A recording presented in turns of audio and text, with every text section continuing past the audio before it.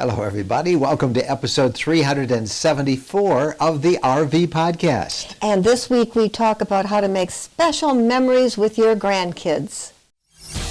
Welcome, fellow travelers. It's time for another episode of the RV Podcast. Answering your questions, sharing tips, suggesting great trips and off-the-beaten-path adventures, and always staying on top of the RV lifestyle news you need to know about with great interviews and inside industry information. Here's your hosts, award-winning journalists Mike and Jennifer Wendland. Well, here we go with another podcast. The Christmas season is here. I'm Mike Wendland. This is my lifelong traveling companion and my bride, Jennifer. And that over there, that is our dog, Bo. That's Bo, the Norwegian elk hound. And Bo is with us today. A little bit of snow falling outside, but he's choosing to be inside with us. Yep. Hey, we have a great episode. Our interview of the week coming up is with a couple that you're going to just really enjoy.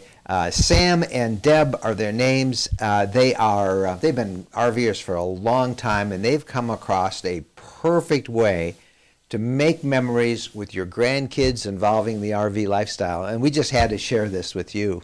I think all of us want to make those special memories with our grandkids and our kids, but grandkids, this is a special opportunity in our lives now that we've got time, and so that they'll remember us and we'll remember them and have an impact on their lives. You're going to love the plan that they came up with, and you'll hear from them in just a couple minutes on our interview of the week.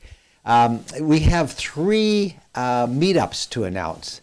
Boy, we got a busy schedule. 3 meetups in 3 different states, mind you. Right, and the first one's just around the corner, December 11th on our property near Linden, Tennessee. Yep, this episode is being released on December 8th, 2021, and on December 11th, Saturday, we will be down on this property. We're doing some work. We're trying to get a circular driveway in, and we're planning out where we're going to plant, which may eventually be 3 different RV sites.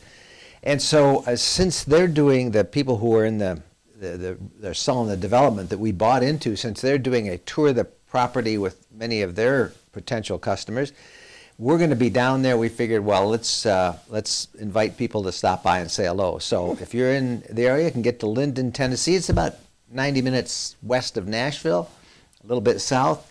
Come see us in the afternoon of the 11th. Should I tell them to bring work gloves? No, we won't make you work, but we will have a campfire going, so we get a chance to meet and greet. So that's our first meetup, December 11th, and we're looking forward to that. If you need directions, you can contact us. Just go to send us a note at mikeandjen@rvlifestyle.com. We'll put that in the description below, and you can email us if you need directions to how to get to us. That's meetup number 1. Number 1 is Tennessee. Number 2 is in Michigan in the Upper Peninsula, our annual Tequamanon Falls winter campout. Now, we're going to be there camping January 7th through the 9th. And you're invited to camp there as well. This is unlike most of the gatherings we do, because this one, everybody makes their own reservations. Book your own reservation. Yep. And you can do that by going through the Tequamanon Falls State Park in Michigan.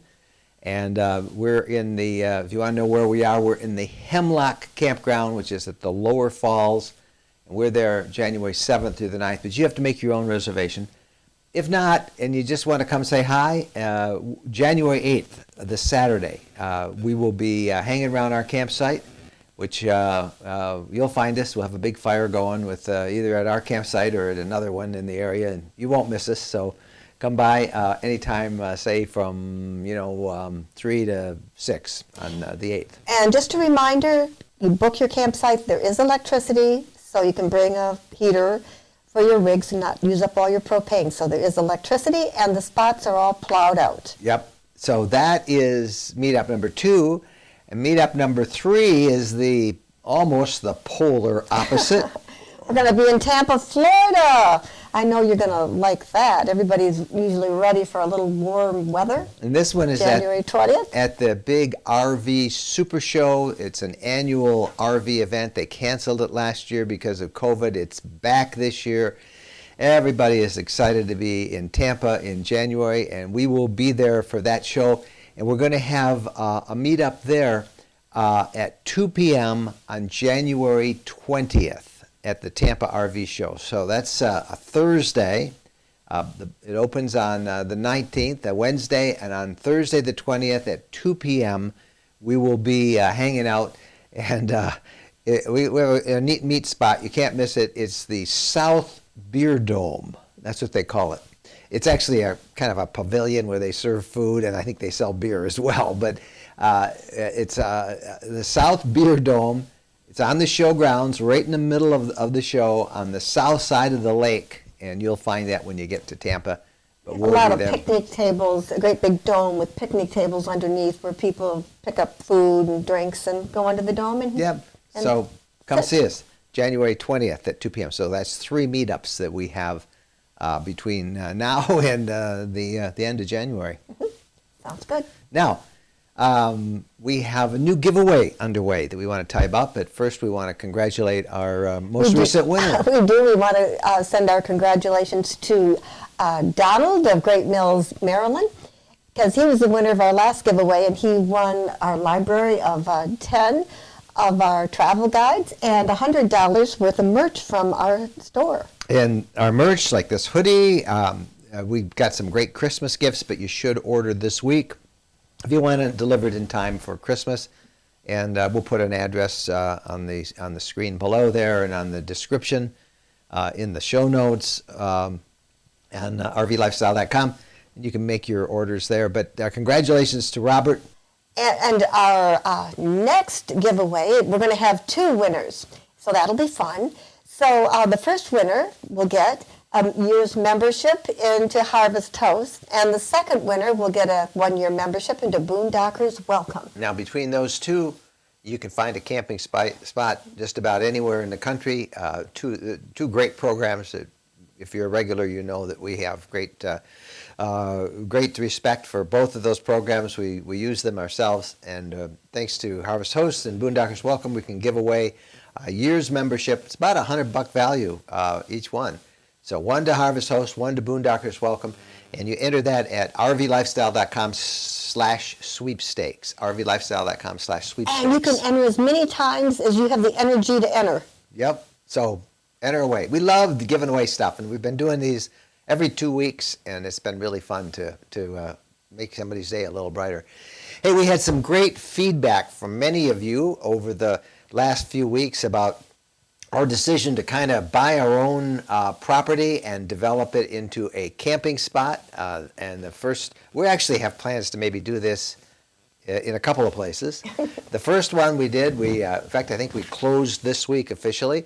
All the paperwork signed and being filed in Perry County, Tennessee, for 5 acres of property there. And what has amazed us is we've had so many emails and contacts from other people who want to do similar things in different parts of the country, because it's so hard to find campgrounds that are open these days. And it kind of depends on what you're looking for, too. Like, if you want really peace and quiet, Yep. People have different things that they're looking for when they go camping. So we got, I've heard from a lot of you who want to do the same thing, and here's a sample. This is from one of our readers named Jason. So Jason Brooks says, "Good for you guys. We are Wisconsin natives, but my job recently relocated us to southeast Iowa. We still have 8 acres in Wisconsin that we have developed into a camping site for our travel trailer, and we absolutely love it. The plan is to add power next spring and a holding tank for the septic. Down the road, we'll have to drill a well, but for now, we truck it in. We've used it for 2 years now as a boondocking site, and I can tell you how nice it is to have your own private campsite out in the country. Our plan is to buy something down south in the future and do the same setup, so in retirement, we can go north or south and have a camping site ready for our arrival.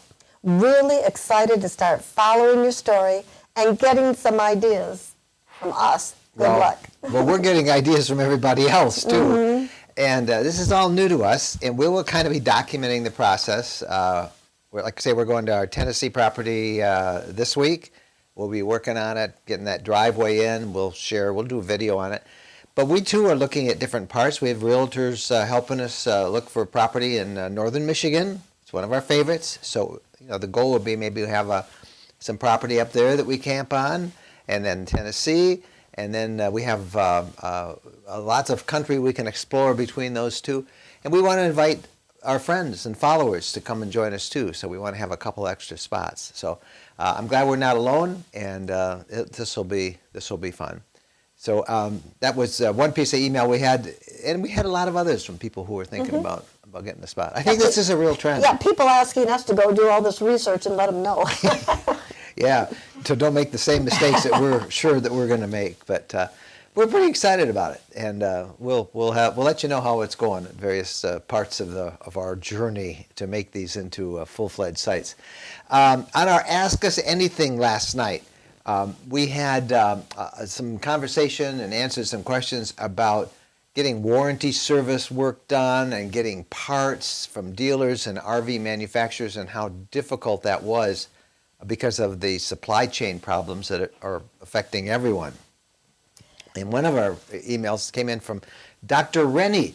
And we know Dr. Rennie. Actually, Dr. Rennie bought one of our old RVs that we used to have. So It was a new RV. It was a new RV. It was like a year old. Yeah, It sounds like we had some old clunker. Yeah, it wasn't a clunker. It was a really nice RV that he bought. But he had a good point that he sent us. Yeah, he says, I find that calling or visiting actual manufacturers of the part that needs to be fixed on your RV is better than trying to fix via warranty if needed. And that makes sense. That does make sense. And frankly, I never thought of that. Just go to, the people who make the parts and get it directly from them. So thank you for sharing that thought with us. Yeah, I hope we can run into Dr. Rennie out on the road there sometime. Not physically, you know what I mean. Camp with you. Yeah.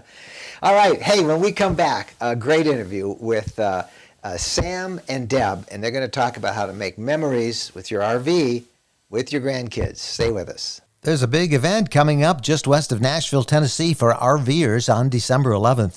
Tennessee Land and Lakes is selling off a 1,500-acre estate known as the Woodlands at Buffalo River in large acreage properties from 5 to over 100 acres. Now, unlike most properties, these are virtually unrestricted, allowing year-round RV living in an incredible natural setting. It's like owning your own state park. Your property, your way. There's high-speed fiber optic internet available, wooded trails, and big views surrounded by the most popular destination spots in Tennessee like Nashville, Kentucky Lake, and the Buffalo River. The pricing is phenomenal for this area, starting at just $69,900. There's even great financing. Jennifer and I will be down on the 11th of December and would love to meet you on the lot that we bought. Take a video tour, get the details on the website myrvland.com. When we're on a road trip, we always seem to find a way to stop at a Camping World center. There are over 225 Camping World locations across the country, and there's always one close by when we need parts and accessories for our RV or just want to shop. In fact, we have so much fun with Camping World, and as we talk about it as one of our sponsors, they have agreed to offer a 10% discount if you use the coupon code RVLifestyle10 when you buy $99 or more in merchandise. You'll find everything you want, from outdoor furniture and appliances, the ones you see us use in our videos and we talk about here in the podcast. RV extras that include everything from camping chairs to fire pits, electrical accessories, must-have gadgets. Check them all out. And again, don't forget, use the coupon code RVLifestyle10 when you visit campingworld.com. Welcome back, everybody, and now it's time for the interview of the week. We've got a really cool couple here that we want to introduce you to. Sam and Deb, once we met them and talked to them, we knew that we wanted to share their story with all of you. Now, and this is aimed primarily at RVers who have grandkids. It would work with everybody. Of course, you could do this, but one of the challenges that many RVers have is they have these RVs and they miss their grandkids and they want to be together with them. Well, Sam and Deb came up with a great way to really make those special memories. They were gracious enough to invite us to their home, and we sat down. And you're going to love as they share their story on making memories with your grandkids. Sam and Deb join us right now. Thank you guys so much for sharing your story with our audience on the podcast. And it's so nice to have you here. We want to hear about how you got started camping and how you got this idea about making a special trip with grandkids. Well, when Sam and I got together, which was 10 years ago now, he had been RVing for a long time, and I had not done that. And the year that we got together, he was taking his oldest grandson on his first 10-year-old trip, and I wasn't included in that. We just met, but the following years, and we have 7 grandsons and 1 granddaughter. The following years, we took each of them on their 10-year-old trip. A couple were doubled up because they were the same age, and you got to go anywhere in the country with Nana and Grandpa for a month. Yeah, how did you get this idea? My mom and dad took my kids on a 10-year-old trip. Your kids from your first marriage? Yes. Okay, yep. Matt, Joey, and Susie. And they chose a destination, and my mom and dad would create a one-month trip around their destination. And how did you bring this idea to Deb, and how did you guys decide to do this with your grandkids? Well, it just seemed like the best idea, and he had this fabulous older camper, and I'm an interior designer, so I redid the whole thing with fish prints and leopard and all of that, and it was absolutely fabulous. It was one of my favorite jobs I've ever done. And we took all these little guys on these trips. And what would precipitate where they went is, like, if they were studying in school, one of them was studying the arches in St. Louis. Another of our little granddaughter wanted to go to New York, or actually to Acadia National Park. Yeah. So Sam, as these kids figured this thing out, another two of them went to Colorado, and he would sit up there for 2 months and plan this trip out so that we would see really special things with them, just have an amazing time, know that we were going to be safe in the areas, that we were going to go to, and just plan something that was just going to be magic. And we ended up going around the entire outside of the Great Lakes on one trip. Colorado was another, the Natchez Trail, and over to the Gulf Shores, and then stopped to see friends of ours, with our kids, our little grandkids, so that they can meet them. And the most wonderful thing about it is to have these little 10-year-olds, because they're so cool and they can do stuff. You can still be the boss of them, but they get the whole program. They just, and they're so happy. And I raised one little girl, and I now was taking these 7 little boys on these trips. They never stopped eating. I never stopped going to the grocery store, but it was all hysterical. And I had already fallen in love with all of these kids and grandchildren of Sam's, so it was just a given. And his kids still talk about it. These little kids still just talked about it at Thanksgiving last week, so it's just an amazing thing to do. Yeah, my kids who went on their 10-year-old trip with my mom and dad, they still talk about their 10-year-old trip.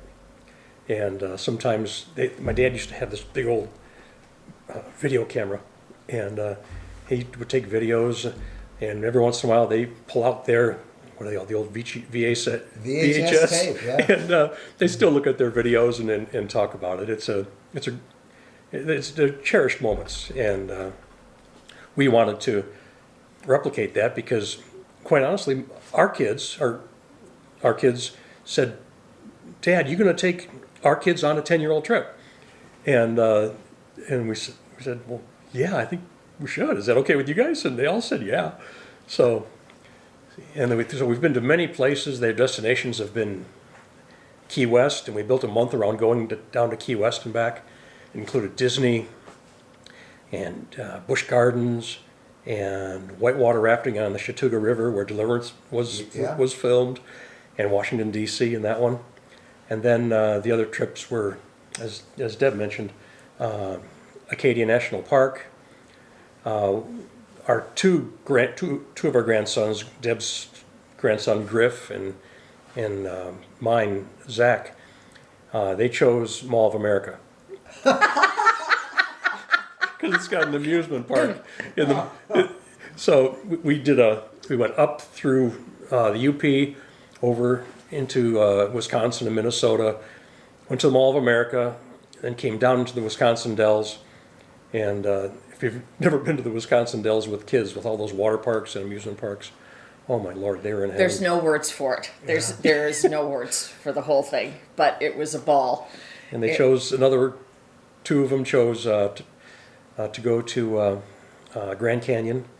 So we went up through the Badlands, through the Dakotas, to Yellowstone, the Tetons, down into the Grand Canyon. Lake Powell. Lake Powell, yeah.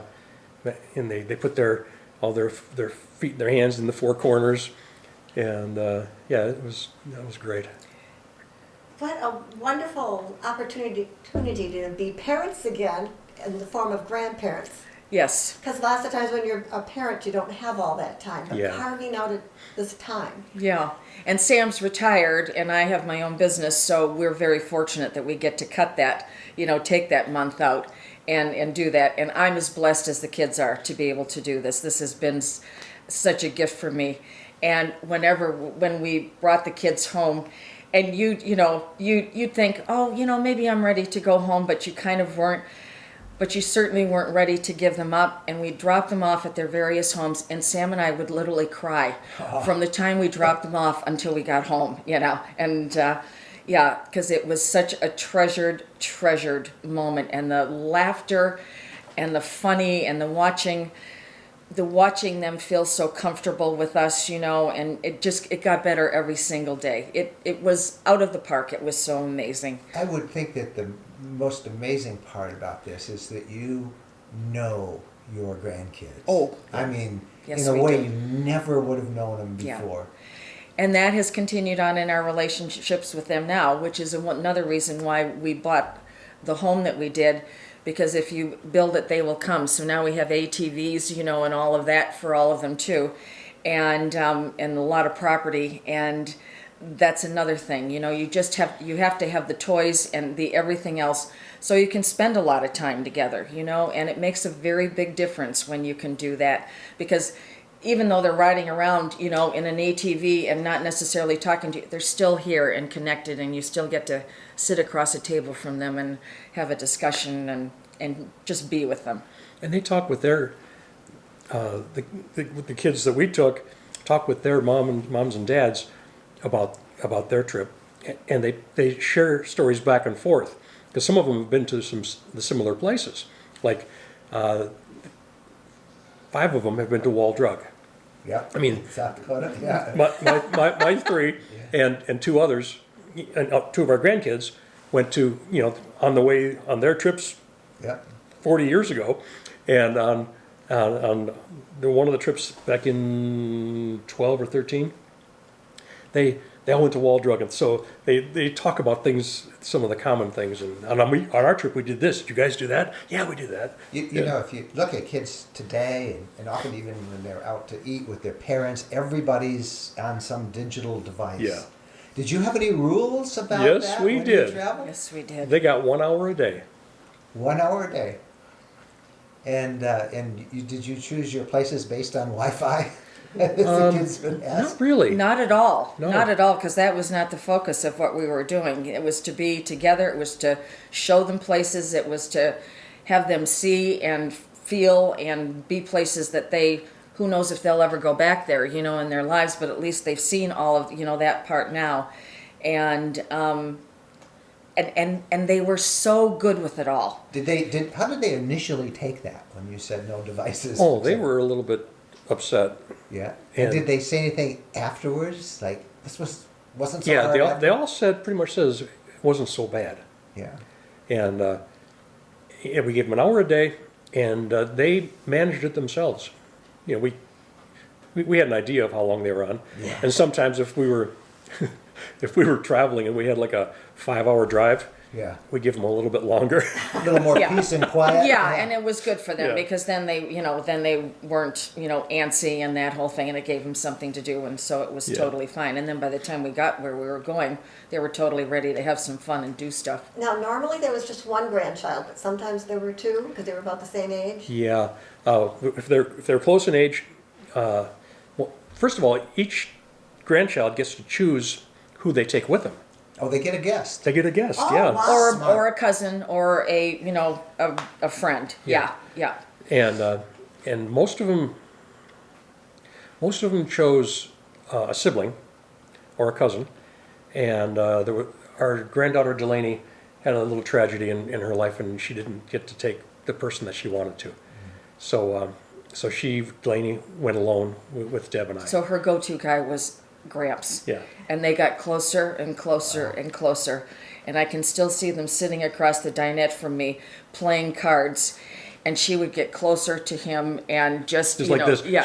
She'd be right here, and I'd be hiding my cards, and I pretend like I'm looking over at hers, and she goes, "Stop it, you peaky looker!" Have your grandkids asked you to take their kids someday on the same trip? They've actually asked us to take them again on another trip. on their 20-year-old trips. Yeah. Are they all past 10 now? Yeah. Oh, yeah. Our youngest is 14. So a lot of people have struggled with this idea. What do I do with my grandkids? Give them some tips on how people can do this with their grandkids and create those special memories. I guess one of the things is let them take bikes. Take bikes? Yeah, take bikes, because you've got to keep an eye on kids, even more so now than 10 years ago or whatever. Yeah. But they got to have a little bit of freedom, and if they can explore, they can create some of their own memories. So one of the things would be definitely take bikes. Plan things that they normally wouldn't do.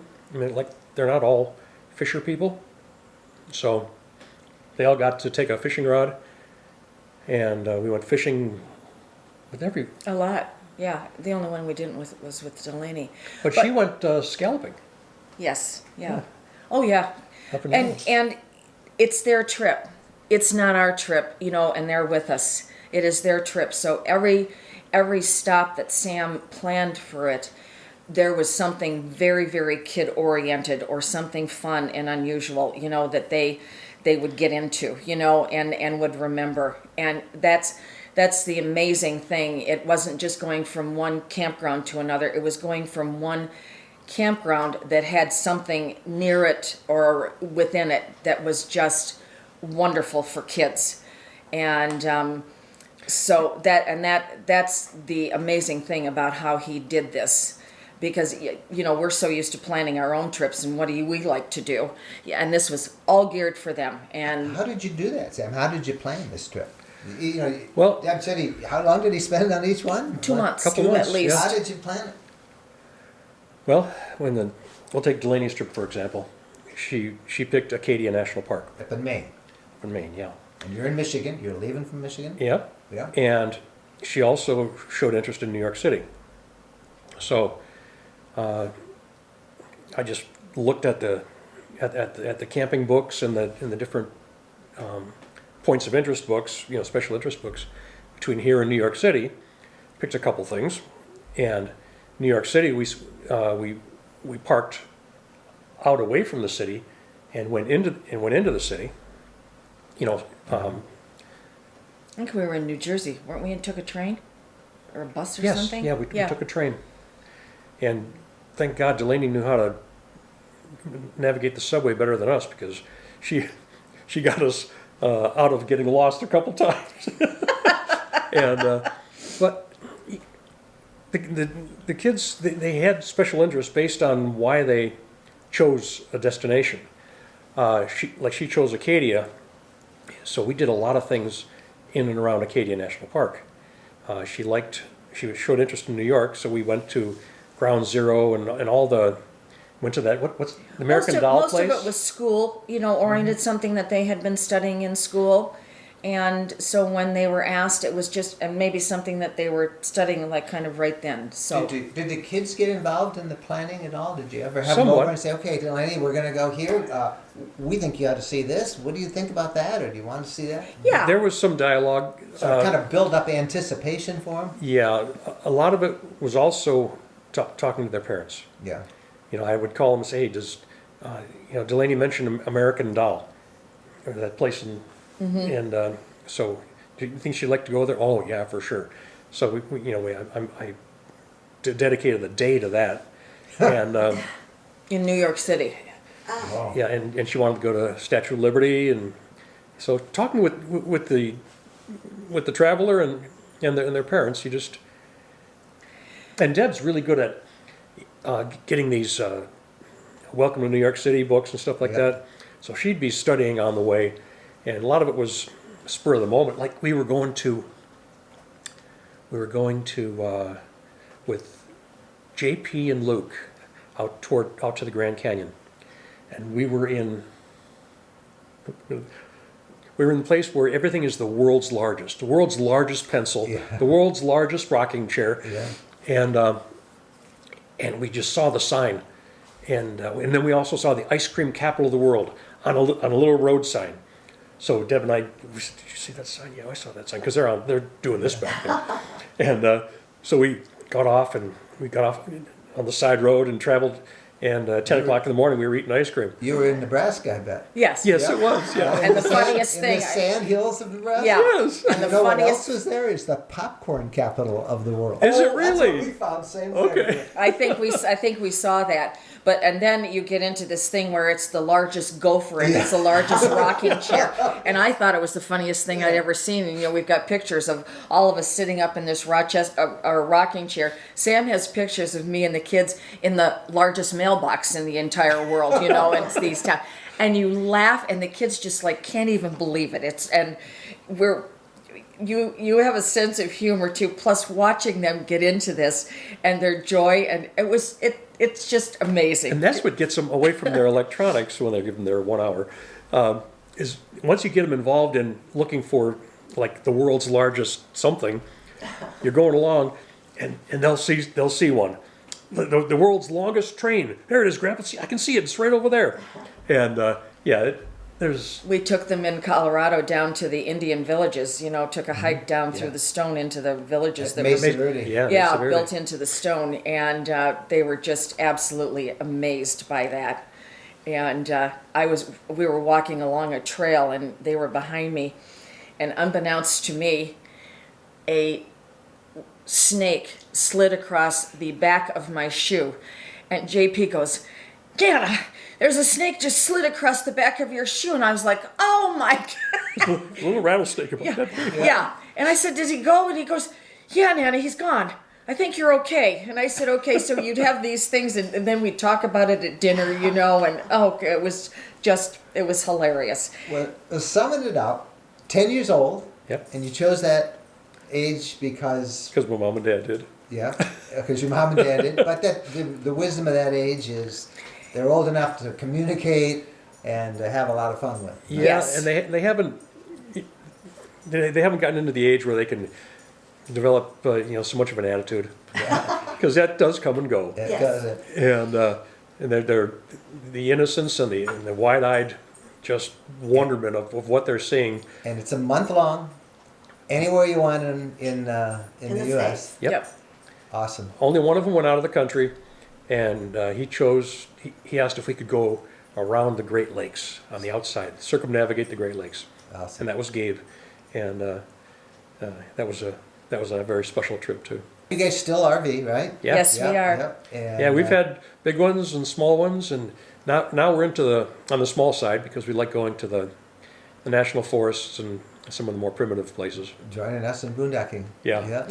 Yeah. Well, you guys have been a delight. People are going to love hearing this, and we encourage them to try it with their grandkids. too. Absolutely. That's great. And if anyone asks you for help in doing one, I would be very happy to give some tips to people. Well, you heard it. Sam and Deb Moody, and we are going to share that. They can contact us, and we'll put you in touch with you guys. Okay. Great. Yes, this is just such a great tool, such a great resource, such a great idea, because we all want to build those special memories with our grandkids, and we don't quite know how to do it.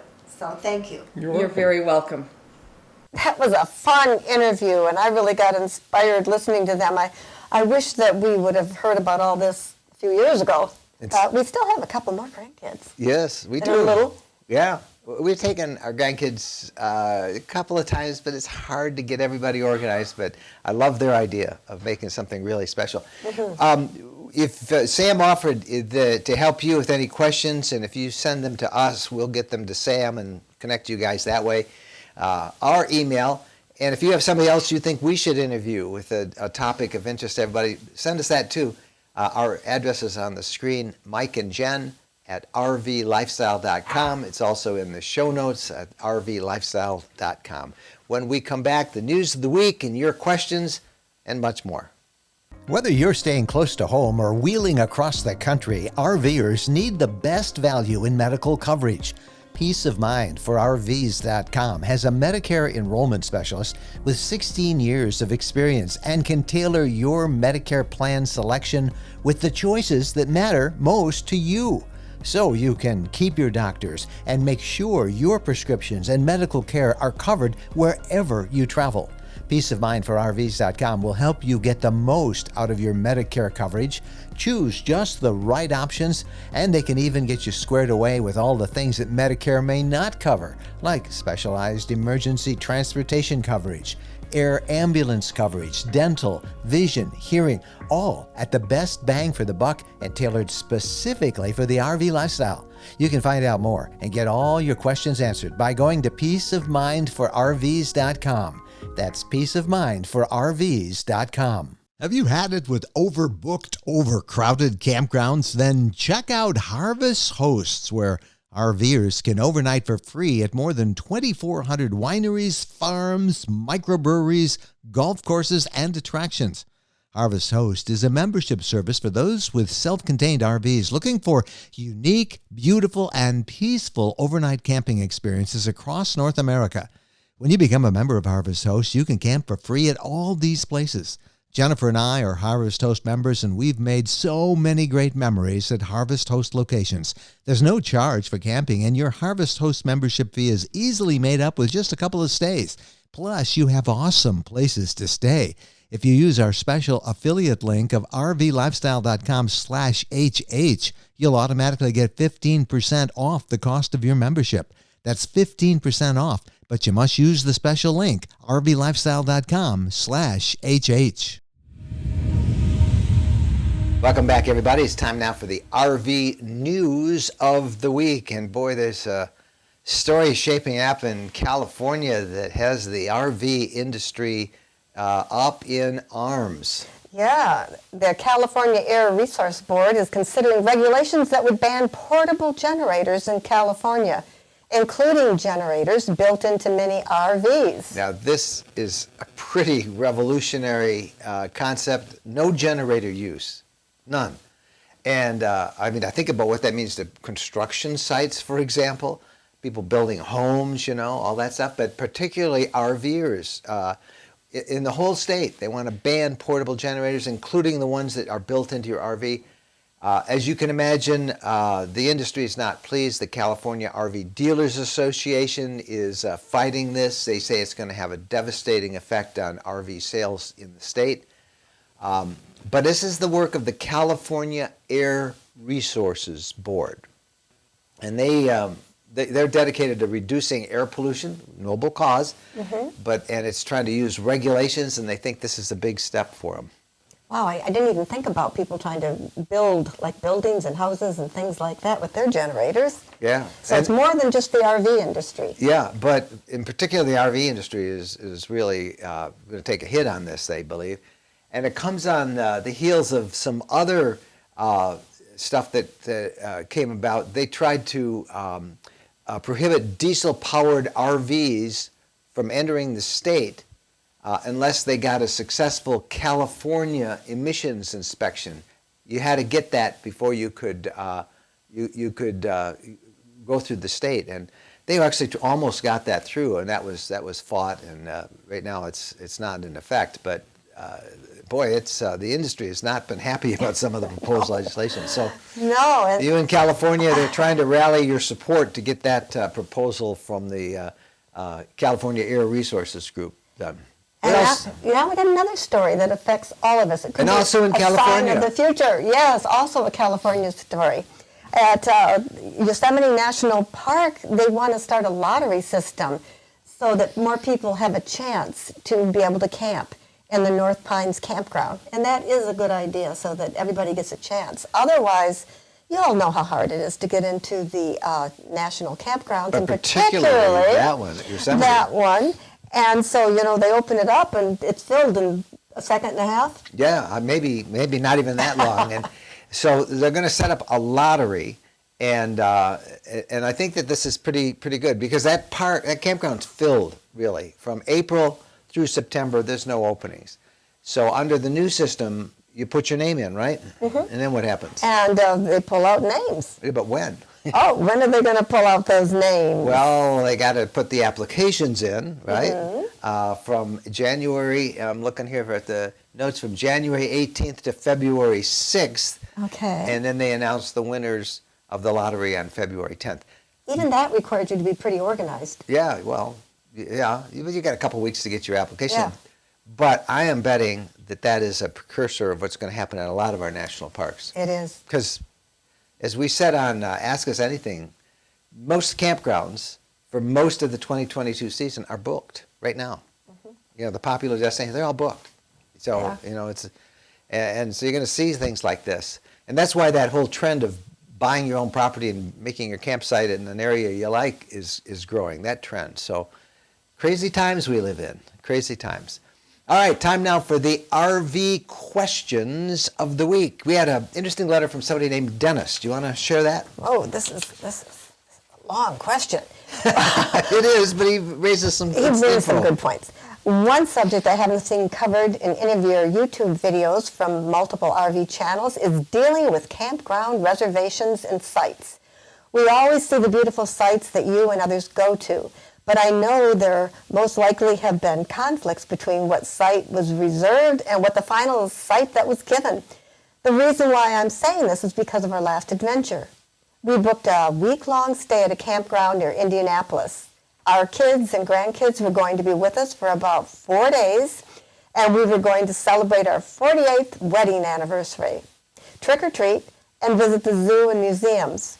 We arrived at the campground a couple of days ahead of the kids, checked in at the office, and was told to follow the guide to our site. Sounds normal so far. Yes, it sounds good so far. We have a Class A motorhome, meticulously maintained, cleaned and sparkling, chrome shining and tires dressed. Our towed vehicle also in the same condition. The guide took us to an area in the campground, let's just say the ghetto. The rigs were all rusty and falling apart. There were a few rigs that were completely abandoned for, I would say, decades. We paid for full hookups, but these sites only had electric and water. There was dog waste not picked up in a number of places on the site. Obviously, we did not want to be here. This also happened to us in Florida last year at another campground. What can be done about this? Wow. That's never quite happened to us that bad, but we have seen spots that we've found, hey, there's a campground we've pulled in and we've looked and we've said no way and we've moved on. Mm-hmm. I can't imagine. And we had booked a couple times at places and then we got there and we said, no, we're not staying here. That's right, we have. Yeah, I can think of a couple. Yeah. However, so how do you... It doesn't happen that often. No, but I can see in this case, this is going to be a big family celebration. And, and that's not the place you want to do it. So what do you do about it? Well, I think the first thing you have to do is start reading online reviews. Don't book a reservation without reading online reviews. Now, you do have to take a lot of those reviews with a grain of salt. Because usually there's always people who have an axe to grind. But if there is an overwhelming amount of them in which people are saying negative things about the campground, you have to believe there's something to it. And my advice would be then scratch that one off your list. So I don't know the campground that you're talking about, but that's the first thing I'd say. And if it does happen to you, I guess you just refuse to take the site. Take the hit if you have to and just go away. It's a nightmare because he had his kids and grandkids coming. But I don't know how many sites they had reserved at this campground. Well, I think his note goes on to say later on that they did get moved to a better part of the campground and it worked out, but they were extremely upset and he had a bad experience in Florida, similar thing. So the question is RV reviews, and then for you, as you go to places and you do have good or bad experiences, review them honestly. Don't use it as an axe to grind. As campground owners, we can all be assassinated so easily online these days, but trust the reviews, I think. Yes. Yeah, so that's a good one. Try to find reviews. Yep. Well, here's one from Sheila, and she writes, I am a newbie to RVing. I was told the door and storage lock keys are interchangeable with most RVs. We came home and we found all of our doors opened in an RV park in Oklahoma. Is this true? Are the keys the same? And the answer is... They are, and we were absolutely shocked to hear that. 90% of all RVs have the same key for their RV storage locks. It's that little tiny key, and if you look at it, I'll see if I have one on me here.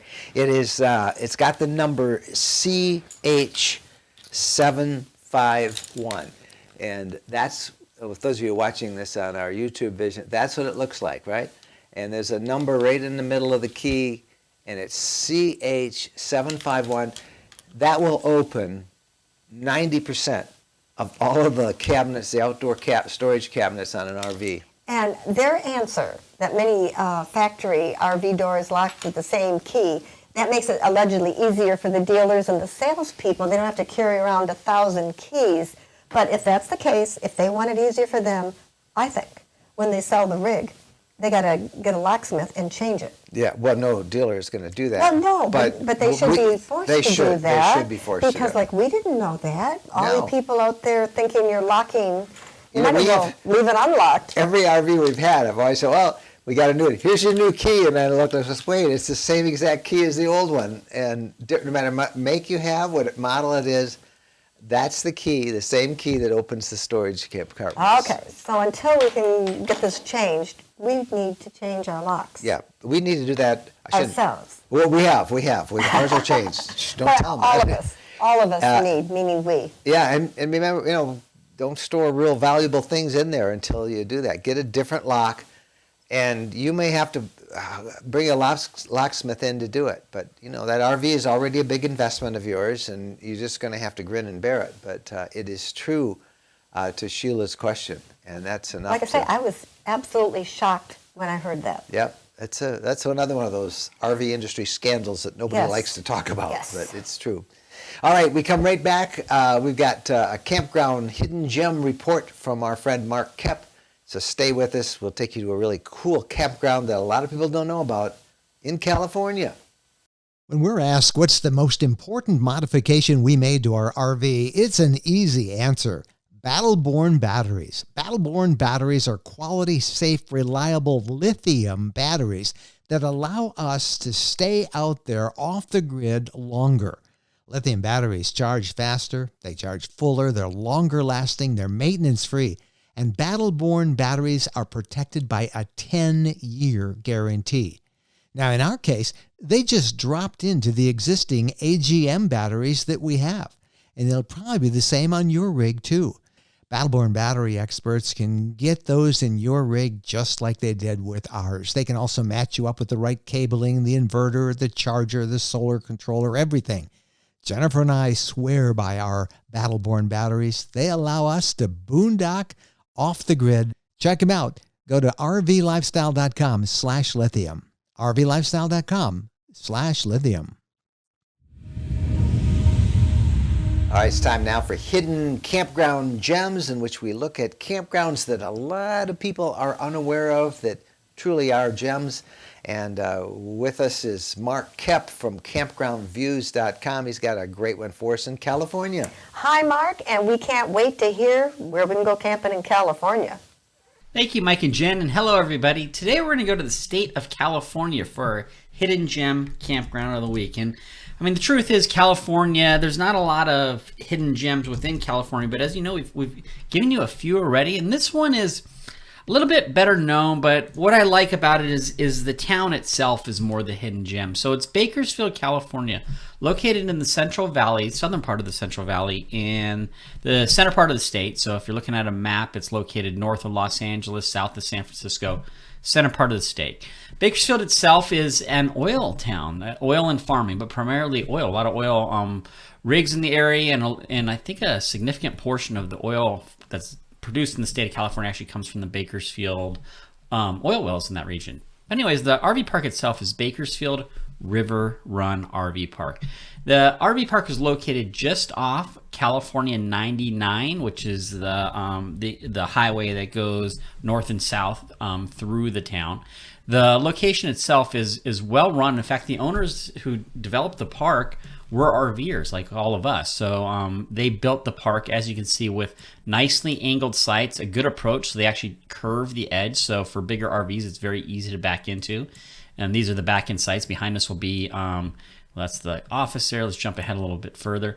There are pull-throughs in the middle. So these pull-throughs are back-to-back sites. So one pulls in one way, the other rig pulls in the other way. So your non-door sides are facing each other, and then you have a nice grassy area out front. The RV park itself is very well laid out, a very scenic spot. In what I mean by that is the trees create a nice ambiance for an area that's generally flat and primarily a deserty style region. So Bakersfield River Run RV Park, you'll see that there's paved roads. The site parking pads, actually pause right here. The site parking pads are like a crushed granite gravel, which means they drain really well if it rains, and they don't get muddy, and they're a good solid base for your RV. But then you have a nice concrete patio outside. Obviously a different type of camping. It depends on your needs or wants. This one is better suited to large RVs. And it's also in the back here, they've got folks that work in the area that stay there. They're very selective of that and do a good job of making sure they have a really nice environment for people to stay in. So our hidden gem campground of the week is Bakersfield River Run RV Park, located in Bakersfield, California. There'll be a link in the description below so you can go check it out for yourself and add it to your itinerary for future stays. Back to you, Mike and Jen.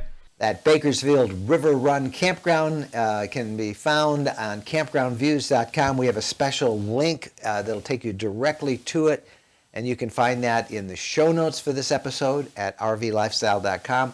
We'll put it in the description below as well, and you can find it there. Thanks to Mark and campgroundviews.com, which offer you a view of the campgrounds so you don't find yourself stuck in a place that you don't like. Hey, that's it for this week. We hope to see you at one of our meetups, the first one coming up this coming Saturday in Tennessee. Till next time, Merry Christmas and Happy New Year, and make some happy trails.